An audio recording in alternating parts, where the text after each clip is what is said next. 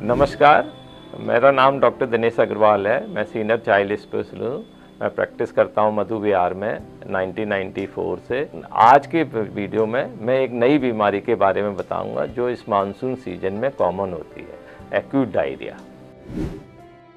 Acute means sudden start, diarrhoea means 3 or more than 3 loose motion और watery stool per day, तब that is called the diarrhoea.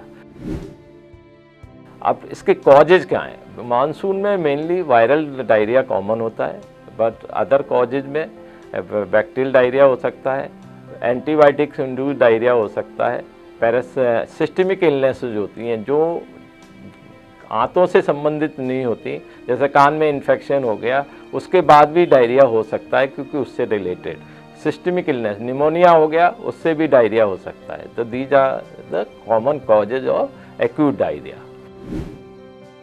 अब मैं बताता हूँ आपको डायरिया को कंट्रोल कैसे करना है। अगर बच्चे में डिहाइड्रेशन नहीं है, जैसे बच्चे आप घर पर कैसे देख सकते हैं कि बच्चे में डिहाइड्रेशन नहीं है, अगर बच्चा पानी ज़्यादा मांग रहा है या बच्चा की टंग ड्राई है टंग, तब तो डिहाइड्रेशन है। अगर टंग ड्राई नहीं है, बच्चे को केवल मोशन हो रहे हैं, वोमिटिंग नहीं हो रही, आप घर पे मैनेज कर सकते हैं डायरिया को। उसका जितना भी स्टूल हो रहा है उसके बराबर या उससे ज़्यादा उसको डिहाइड्रेशन पाउडर ORS दे सकते हैं या कोई भी फ्लूइड दे सकते हैं, जैसे नारियल पानी, नींबू पानी, बिकॉज इन सभी फ्लूइड में सॉल्ट होता है। तो क्योंकि डायरिया में केवल वाटर का लॉस नहीं होता, डायरिया में सोडियम और पोटेशियम का भी लॉस होता है, तो उसको आपको कंपनसेट करना है। डाइट आप नॉर्मल डाइट रख सकते हैं, जो भी बच्चा खा रहा है वो डाइट दे सकते हैं। अगर इससे ज़्यादा है, जैसे बच्चे की ड्राई टंग हो रही है, यूरिन नहीं पास कर रहा, 4-6 घंटे हो गए यूरिन नहीं पास की, 4-6 घंटे से ज़्यादा हो गए, या बच्चा इरिटेबल बहुत है, या बच्चा लिथार्जिक बहुत है, अनकॉन्शियस सा हो रहा है, बच्चा गिरा गिरा सा लग रहा है, यूरिन पास ही नहीं कर रहा, तो डॉक्टर को इमीडिएटली कंसल्ट करना चाहिए। जब डॉक्टर देखता है तो उसका असेसमेंट करता है। अगर वेट लॉस, अगर आपको प्रीवियस वेट लॉस पता है तो डॉक्टर को बताइए, वो डॉक्टर उसका अगर वेट लॉस 6% से ज़्यादा होता है तो मॉडरेट डिहाइड्रेशन है, अगर 10% से ज़्यादा है तो सीवियर डिहाइड्रेशन है, अगर माइल्ड सा डिहाइड्रेशन है तो लेस देन 3% होता है। अब जब मॉडरेट एंड सीवियर डिहाइड्रेशन को कई बार हॉस्पिटल में भी मैनेज करना पड़ता है, इस मॉडरेट को कई बार होम मैनेजमेंट भी पॉसिबल है। अगर मदर बच्चे को वोमिटिंग नहीं हो रही, बच्चे को केवल डिहाइड्रेशन है, बच्चा ओरल ले सकता है, तो उसको ओरल ORS उतनी ही मात्रा में दें जितना उसको ज़रूरत है।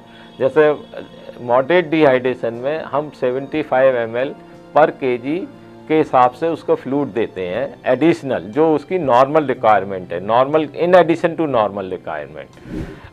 उसके बाद भी अगर नहीं रुक रहे, लग रहा है कि, तो हॉस्पिटलाइज करते हैं। अगर सीवियर डिहाइड्रेशन है तो हॉस्पिटलाइज करते हैं, क्योंकि सीवियर डिहाइड्रेशन इज रिस्की। बच्चा शॉक में होता है, बच्चा लेथार्जिक होता है, बच्चे की संकन आइज होती हैं, स्किन टारगेट उसका लॉस्ट हो जाता है। तो इस टाइप के बच्चे को फिर हम N/2 सलाइन होता है जो हम हॉस्पिटल में देते हैं, जिससे इमीडिएटली बच्चे का रिकवर जितना लॉस हुआ है।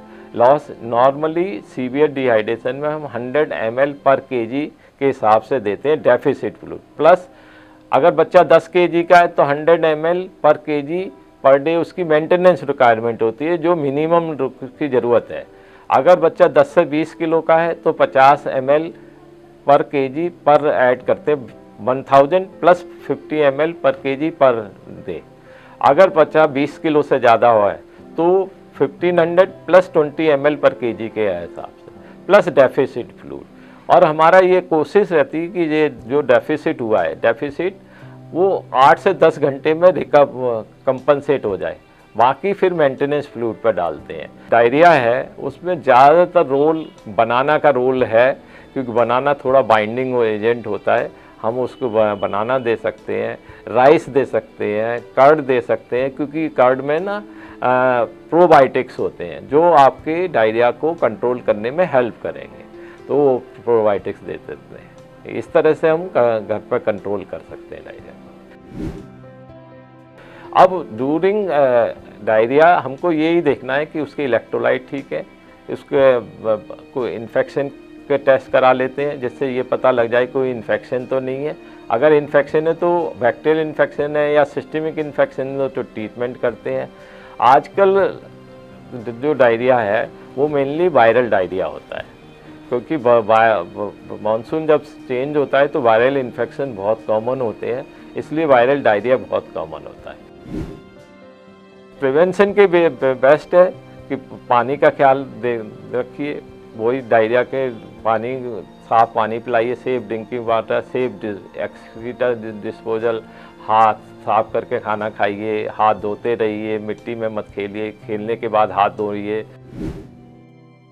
एक्यूट डायरिया देखिए वैसे तो मानसून में ही ज़्यादा होता है, लेकिन विंटर में भी डायरिया बहुत कॉमन होता है, क्योंकि विंटर में वायरल डायरिया होता है। वायरल्स चेंज होता है तो विंटर में वायरस ज़्यादा होते हैं, उसके साथ आपको बुखार आया और डायरिया हो गया है, तो इस टाइप की वायरल डायरिया।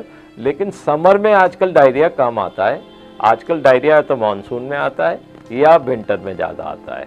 और विंटर डायरिया में ज़्यादातर बच्चे रोटा वायरस डायरिया होता है, जो क्योंकि रोटा वायरस विंटर में ही ज़्यादा होता है, तो रोटा वायरस डायरिया की वजह से या और भी वायरसेस जो होते हैं उसमें एकदम सीवियर डिहाइड्रेशन होता है और उसमें इमीडिएट हॉस्पिटलाइजेशन करना पड़ता है। तो इसलिए otherwise through out the year हमको केसेस मिलते हैं, बट वो फिर अदर कारण होते हैं, वो ज़्यादातर बैक्टीरियल डायरिया होते हैं या वाटर से हो सकते हैं कि आपने कहीं खाना खाया उसकी वजह से इन्फेक्शन आ गया, या फूड पॉइजनिंग जिसको कहते हैं वो हो गई, उस तरह।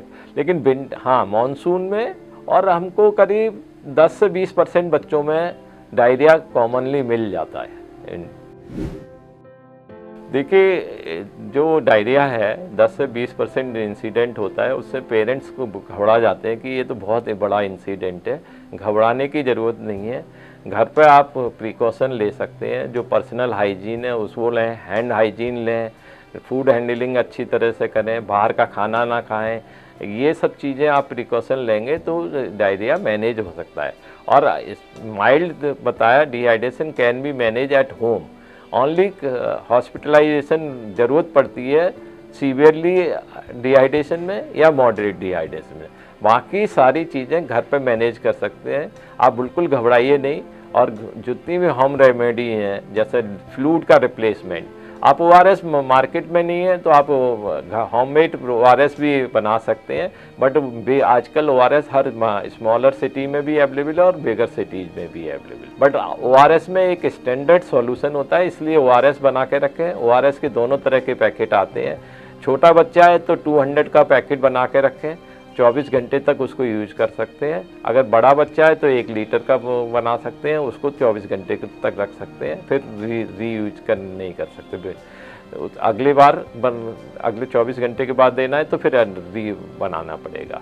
बाकी पर्सनल हाइजीन रखेंगे तो डायरिया कंट्रोल हो सकता है, ऐसी कोई बहुत बड़ी बात नहीं है, इसलिए बिल्कुल घबराना नहीं चाहिए। डाइट कंट्रोल करते रहना चाहिए, डाइट जो आप दे रहे बच्चे को, जिससे उसमें वो डाइट की एनर्जी का इंटेक कम नहीं हो। अगर डाइट सही रहेंगे, पानी का ख्याल रखेंगे, और जो वॉच रखना है वो रखना है आपको, ड्राई टंग नहीं हो रही उन्हें और यूरिन हो रहा हो, 4-6 घंटे में एक बार यूरिन होना चाहिए और ड्राई नहीं होना चाहिए, तो वो डायरिया घर पर भी मैनेज किया जा सकता है। आज मैंने आपको डायरिया के बारे में बताया।